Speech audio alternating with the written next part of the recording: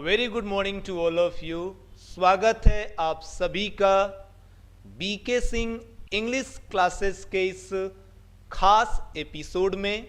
और dear students, कल की क्लास में मैंने आपको बताया था कि अब बीके सिंह इंग्लिश क्लासेस पूरी तत्परता के साथ, पूरे डेडिकेशन के साथ 2022 और 2023 सेशन के लिए तैयार है। ऐसे बच्चे जो इस बार 12th की क्लास में आए हैं और जिन्हें 2023 में बोर्ड एग्ज़ाम फाइट करना है, उनके लिए ये सीरीज़ मैं शुरू कर रहा हूं। और इस सीरीज़ में हम हर एक चैप्टर, हर एक पंक्ति बहुत ही अच्छी तरीके से, अद्भुत तरीके से, शायद मैं ये कह सकता हूं कि आज तक इस पूरे YouTube के इतिहास में ऐसी क्लास नहीं रही होगी जो क्लास आपको इस प्लेटफॉर्म पे मिलने जा रही है।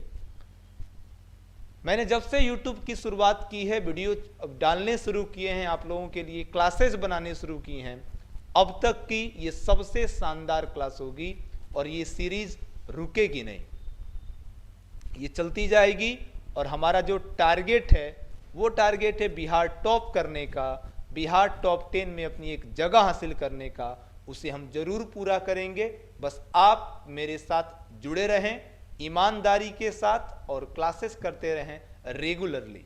स्टूडेंट्स, कल की क्लास में हम सभी ने इंडियन सिविलाइजेशन एंड कल्चर, भारतीय सभ्यता और संस्कृति का ऑथर और चैप्टर डिटेल किया था।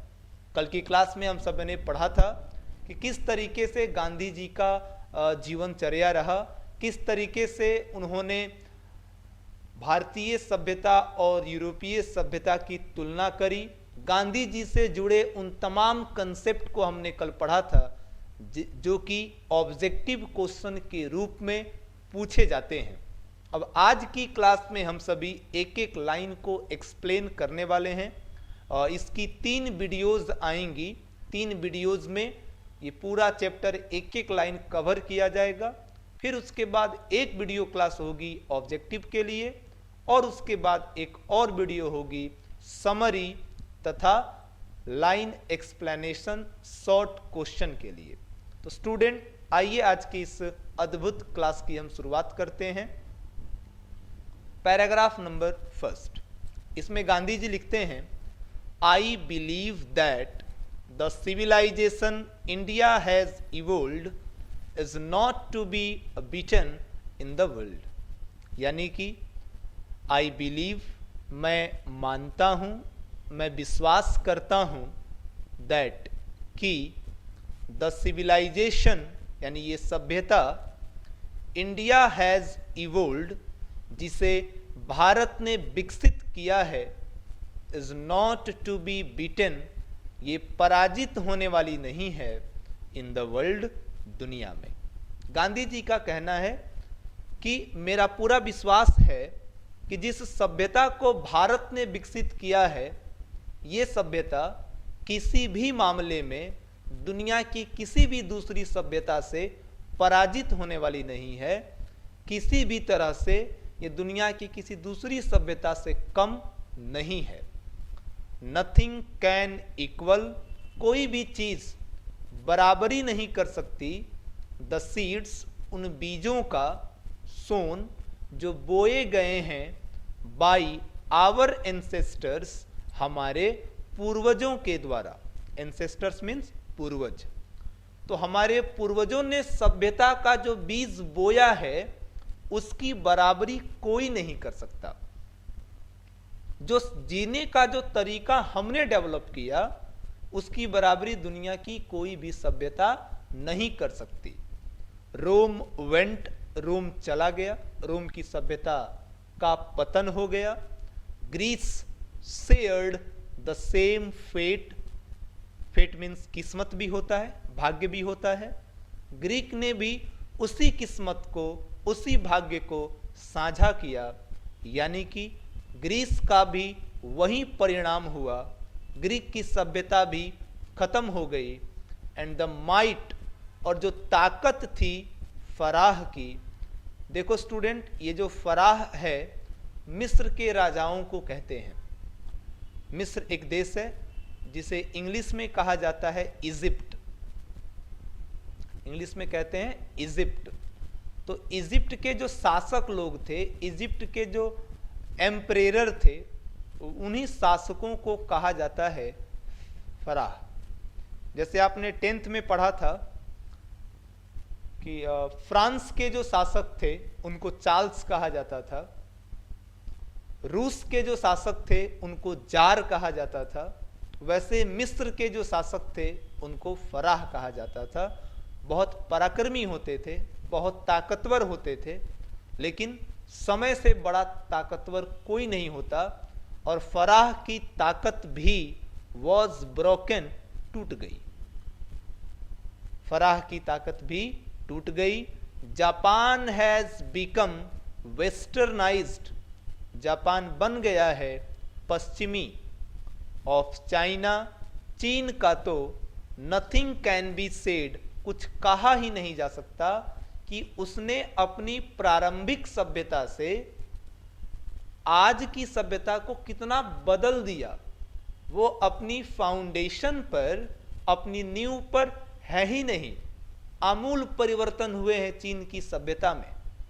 बट लेकिन इंडिया इज स्टिल, भारत अब भी समहाउ और अदर, किसी ना किसी तरह से, समहाउ और अदर, किसी ना किसी तरह से साउंड जमा हुआ है, सुरक्षित है एट द फाउंडेशन, नींव पर। भारत ने अपनी सभ्यता के लिए जो नींव बनाई थी, आज भी उस नींव पर भारत अडिग है। आज भी अपनी नींव पर वो जमा हुआ है, टिका हुआ है। यही इसकी विशेषता है, यही इसकी खूबसूरती है। यानी गांधी जी ने इस पैराग्राफ में ये समझाने की कोशिश की है कि भारतीय सभ्यता दुनिया के किसी भी सभ्यता से पराजित होने वाली नहीं है, और सभ्यता का जो बीज हमारे भारत के पूर्वजों ने बोया है उसकी बराबरी कोई नहीं कर सकता है। आप उदाहरण से समझ लें कि रोम की सभ्यता का पतन हो गया, ग्रीस की जो एटिक सभ्यता थी उसका पतन हो गया। इतने ताकतवर थे फराह मिस्र के शासक, उनकी ताकत भी टूट गई। जापान पश्चिमी बन गया, चीन में बहुत सारे परिवर्तन हो गए, लेकिन भारत आज भी अपनी नींव पर जमा हुआ है। इसने आज भी अपनी सभ्यता को बचा के रखा हुआ है। आगे गांधी जी कहते हैं कि the people of Europe, Europe के लोग, लर्न सीखते हैं, देयर लेसन, अपना सबक, अपनी सभ्यता का तरीका वो सीखते हैं, फ्रॉम द राइटिंग्स, लेखों से, of the men of Greek and Rome, Greece और रोम के लेखकों ने, ग्रीस और रोम के लोगों ने जो लेख लिखे थे, उन्हीं लेखों से सीखते हैं जीने का तरीका यूरोप के लोग। जबकि ये जो लेख हैं which exist no longer in their former glory, जबकि ये लेख और इन लेखों में लिखी गई बातें मौजूद नहीं हैं अपने पूर्व की महिमा में, जैसी ये पहले थीं वैसी नहीं रह गई। यानी लेखों में जो बातें लिखी थीं ग्रीस और रोम के लोगों ने, वो बदल चुकी हैं, वो अपने पूर्व की महिमा में नहीं हैं, बहुत सारी कमियां आ गई हैं उनमें। फिर भी यूरोप के लोग उन्हीं लेखों से अपनी सभ्यता सीखते हैं, जबकि हम भारतीयों ने अपनी सभ्यता खुद बनाई है। In trying to learn from them, उनसे सीखने की कोशिश में, यानी ग्रीस और रोम के लोगों से सीखने की कोशिश में, द यूरोपियंस, यूरोप के लोगों ने, यूरोप के लोग ये इमेजिन करते हैं, ये कल्पना करते हैं कि दे विल अवॉइड, वे नज़रअंदाज करेंगे, वे बच जाएंगे, द मिस्टेक्स, गलतियों से, ऑफ ग्रीस एंड रोम, रोम और ग्रीस की। यानी उनसे सीखने की कोशिश में यूरोपवासी जो थे वो ग्रीस और रोम के लोगों के लेखों से सीखने की कोशिश में उन्होंने ये कल्पना किया कि जो भी गलतियां हैं ग्रीस और रोम की, उन गलतियों से वे बच जाएंगे।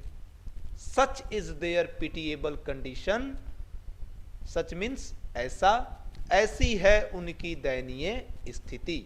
वो जानते हैं कि ग्रीस और रोम के लेखों में दम नहीं है, गलतियां हैं उनमें, फिर भी उन्हें उन्हीं से सीखना पड़ता है। ऐसी है उनकी दयनीय दशा। वो अपनी सभ्यता विकसित नहीं कर सकते, लेकिन हमने अपनी सभ्यता विकसित की है। हमने खुद अपनी सभ्यता विकसित की है। हम भारतीयों ने अपने जीने का तरीका स्वयं डेवलप किया है। ये पैराग्राफ नंबर 1 में गांधी जी ने बताया है। स्टूडेंट पैराग्राफ नंबर 2 की तरफ पढ़ते हैं।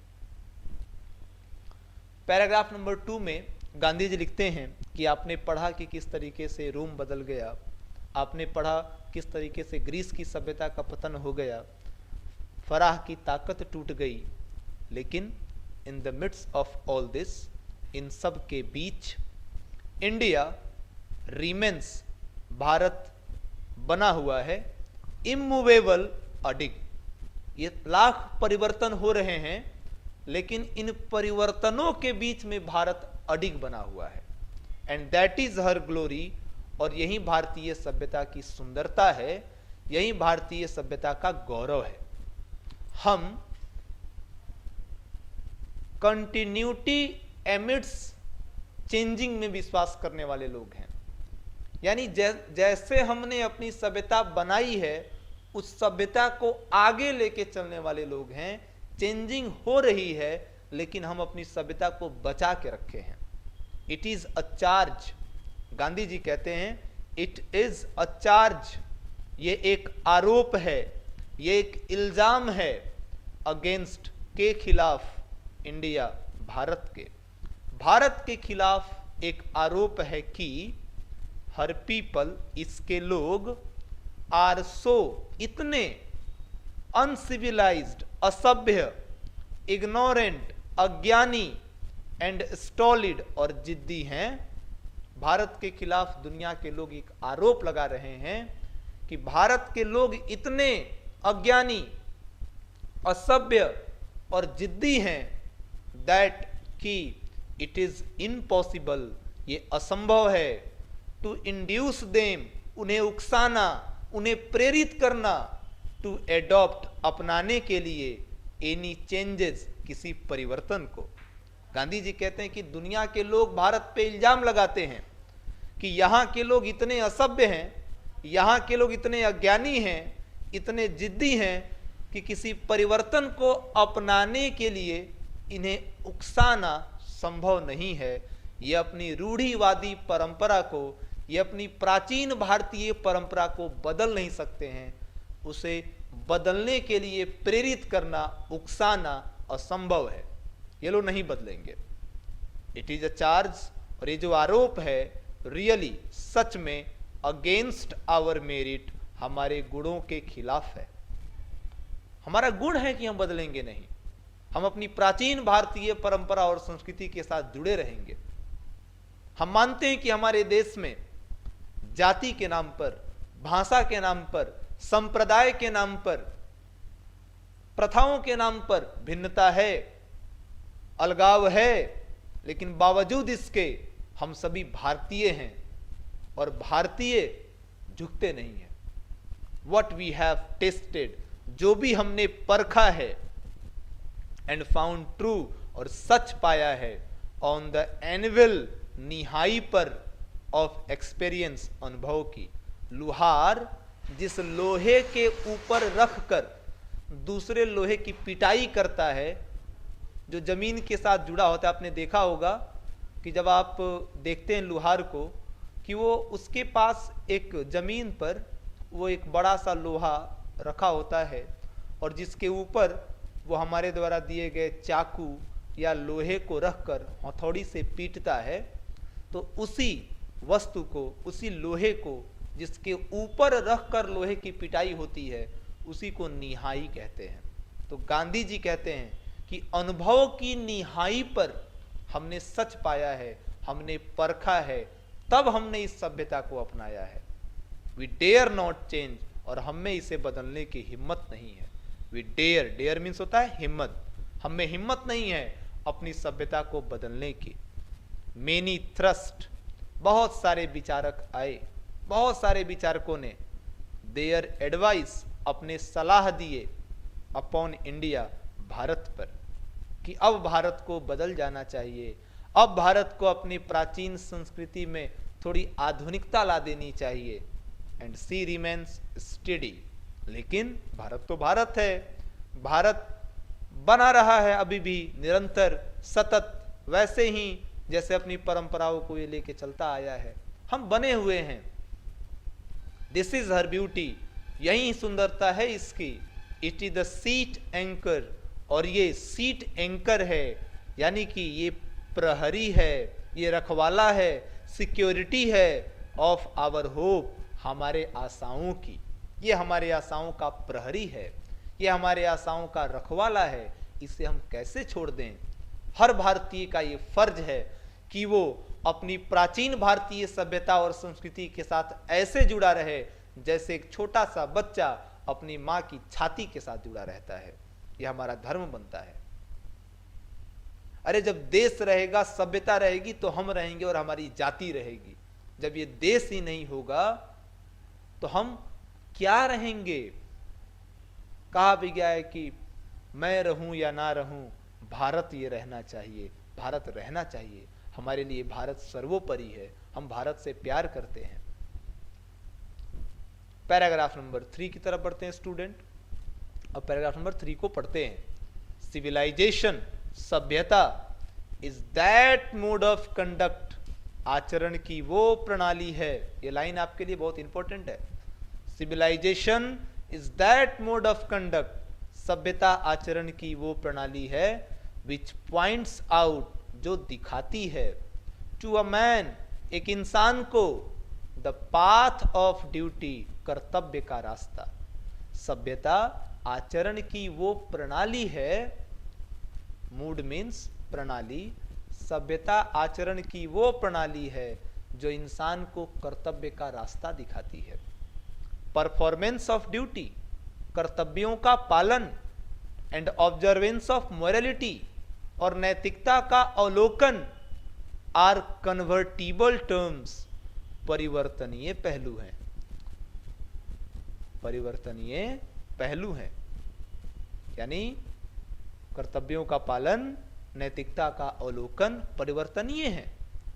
टू ऑब्जर्व मोरालिटी, नैतिकता का अवलोकन करना मतलब अटेन मास्टरी, स्वामित्व प्राप्त कर लेना, जीत हासिल कर लेना, ओवर आवर माइंड्स, अपने मन पर, एंड पैशंस, और अपनी अभिलाषाओं पर, अपनी इच्छाओं पर, अपने जोशो जुनून पर। नैतिकता का अवलोकन करने का मतलब होता है कि आप अपने मन पर नियंत्रण कर चुके हैं, आप अपनी इच्छाओं को नियंत्रित कर चुके हैं, तब आप नैतिक हो चुके हैं। सो डूइंग, ऐसा करके, वी नो, हम जानते हैं, आवर सेल्व्स, खुद को। ऐसा हम करेंगे तो हमें खुद के बारे में पता चलेगा, हमारी क्षमता क्या है, हम कर क्या सकते हैं। द गुजराती इक्विवेलेंट, गुजराती भाषा में सभ्यता के लिए, सिविलाइजेशन के लिए समकक्ष शब्द होता है गुड कंडक्ट, अच्छा आचरण, यानी जिसे हम अच्छा आचरण कहते हैं। अच्छा आचरण, गुजराती भाषा में सभ्यता का मतलब होता है अच्छा आचरण। अगर आपका आचरण अच्छा है तो आप सभ्य माने जाएंगे। इसलिए व्यक्ति को चाहिए कि उसका आचरण अच्छा हो, वो अपने आचरण पे काम करे, क्योंकि शेक्सपियर ने भी कहा था कि wealth is gone, nothing is gone, health is gone, something is gone, but character is gone, then everything is gone. भाई सभ्यता बहुत जरूरी है, कल्चर बहुत जरूरी है, कैरेक्टर बहुत जरूरी है। पैराग्राफ नंबर 4 में गांधी जी दावे करते हैं, और दावा करते हुए क्या कहते हैं कि इफ दिस डेफिनेशन, अगर ये परिभाषा जो मैंने दिया सभ्यता का, अगर ये परिभाषा बी करेक्ट, सत्य है, सही है, देन तो इंडिया भारत को एज जैसा कि सो मेनी बहुत सारे राइटर्स लेखकों ने हैव सोन दर्शाया है, हैज नथिंग टू लर्न कुछ नहीं सीखना है फ्रॉम एनीबडी एल्स किसी और से। गांधी जी कहते हैं कि अगर ये परिभाषा सही है, सभ्यता को लेकर मैंने जो परिभाषा दी है, अगर ये परिभाषा सही है तो जैसा कि बहुत सारे लेखकों ने बताया है कि भारत को किसी और से कुछ भी सीखने की जरूरत नहीं है, and this is as it should be, और ये वैसा है जैसा इसे होना चाहिए। भाई यूरोप वासियों ने जो सभ्यता विकसित की है वो गलत नहीं है, वो उनकी जरूरत और उनके पर्यावरण, उनके माहौल के अनुसार है। हमारे पूर्वजों ने हमारे लिए जो सभ्यता विकसित की है वो हमारी जरूरत, हमारे पर्यावरण और हमारे माहौल के अनुसार है। दोनों अपनी जगह पे ठीक हैं, लेकिन अगर भारतीय लोग अपनी सभ्यता को छोड़कर विदेशी सभ्यता को अपनाएंगे तो भारतीय सभ्यता के लिए बर्बादी का सबक होगा, हम कहीं के नहीं रहेंगे। पैराग्राफ नंबर 5 में गांधी जी कहते हैं कि वी नोटिस, हम देखते हैं। बहुत अच्छी लाइन है और आप सबको ये लाइन बिल्कुल याद करनी है। क्वेश्चन आंसर में भी काम आएगा, ऑब्जेक्टिव में भी काम आएगा, और तो और लाइन एक्सप्लेनेशन के साथ साथ ये समरी में भी चाहिए। इंपॉर्टेंट लाइन है। इस पूरे स्लाइड में आपको जो पूरा जो डाटा दिख रहा है यहाँ, ये सारा आपको याद कर लेना है। एक एक लाइन आपको याद कर लेनी है, सब कुछ आपको, ये पूरा जितना अभी आपको पैराग्राफ नंबर 5 यहाँ दिख रहा है, मैं बुक की बात नहीं कर रहा हूँ, स्क्रीन पे भी आपको जितना पैराग्राफ नंबर 5 दिख रहा है ये सारा आपको याद कर लेना है। गांधी जी क्या कह रहे? वी नोटिस, हम देखते हैं, दैट कि द माइंड, मन, इज अ रेस्टलेस बर्ड, एक बेचैन पक्षी है। द मोर इट गेट्स, जितना ज्यादा इसे मिलता है, द मोर इट वांट्स, उतनी ही ज्यादा इसकी इच्छा बढ़ती जाती है। मन एक ऐसा बेचैन पक्षी है जिसे जितना ज्यादा मिलता है उसकी इच्छा उतनी ज्यादा बढ़ती है। एंड स्टिल, और फिर भी, रिमेन्स, बना रहता है, अनसेटिस्फाइड, असंतुष्ट। आपसे एग्जाम में क्वेश्चन पूछा जाएगा, why does Gandhi ji say that mind is a restless bird, what make it restless? आप आंसर लिखेंगे, mind is a restless bird because the more it gets the more it wants and still remain unsatisfied.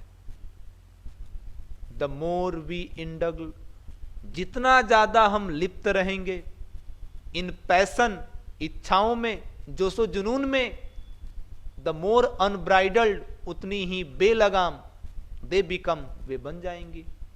जितना ज्यादा हम अपने मन की सुनेंगे, अपनी इच्छाओं की सुनेंगे, हमारी इच्छाएं उतनी ही बेलगाम हो जाएंगी। इसलिए मन पर काबू करना बहुत जरूरी है। कहते भी हैं, मन के हारे हार है, मन के जीते जीत, और जिसने अपने मन को जीत लिया समझो उसने दुनिया जीत ली। तो गांधी जी की ये बातें बहुत अच्छी हैं, इसे हमें याद करना है और इसे अपने जीवन में भी उतारना है। आइए आगे बढ़ते हैं, अभी पैरा नंबर 5 में और भी है। आवर एंसेस्टर्स देयरफॉर, इसीलिए हमारे पूर्वजों ने सेट अ लिमिट, एक सीमा निर्धारित कर दिया, टू आवर इंडगलेंसेस, हमारे भोग विलास की, हमारे सुख सुविधाओं की। देसा, उन्होंने देखा, दैट की happiness was largely a mental condition, खुशी जो है वो मोटे तौर पर, खुशी मुख्य रूप से अ मेंटल कंडीशन, एक मानसिक स्थिति है।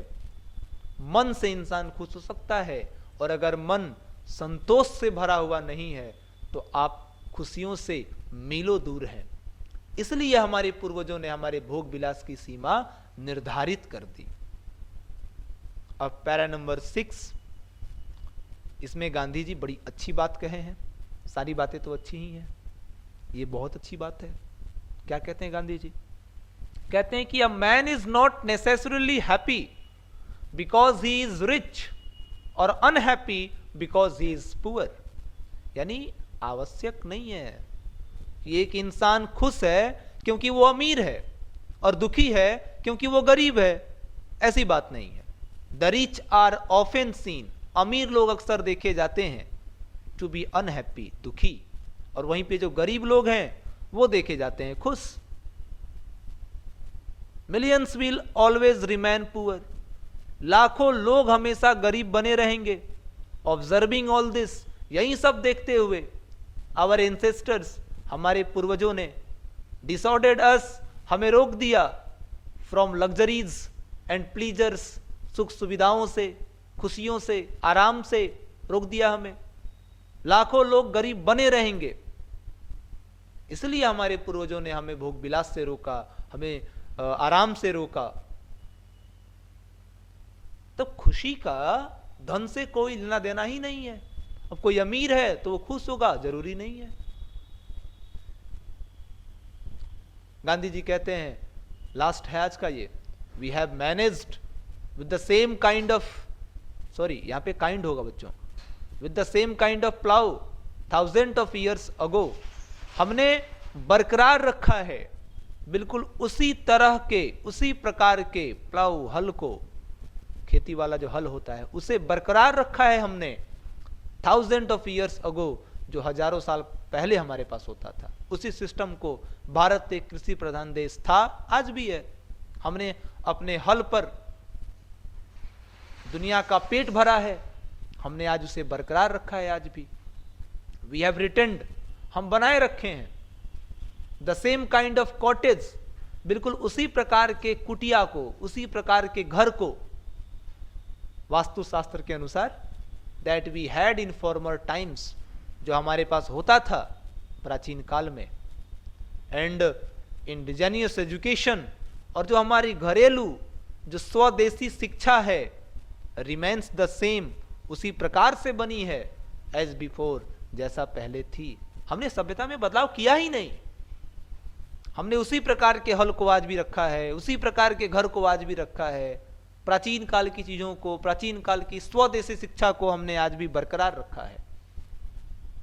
गांधी जी कहते हैं, बड़े अच्छे से कहते हैं, क्या कहते हैं कि वी हैव हैड, हमारे पास है ही नहीं है, हमारे पास नहीं है system of life corroding competition, life को कोरोड कर देने वाली, लाइफ को तहस नहस कर देने वाली कोई प्रतियोगिता हमारे पास नहीं है।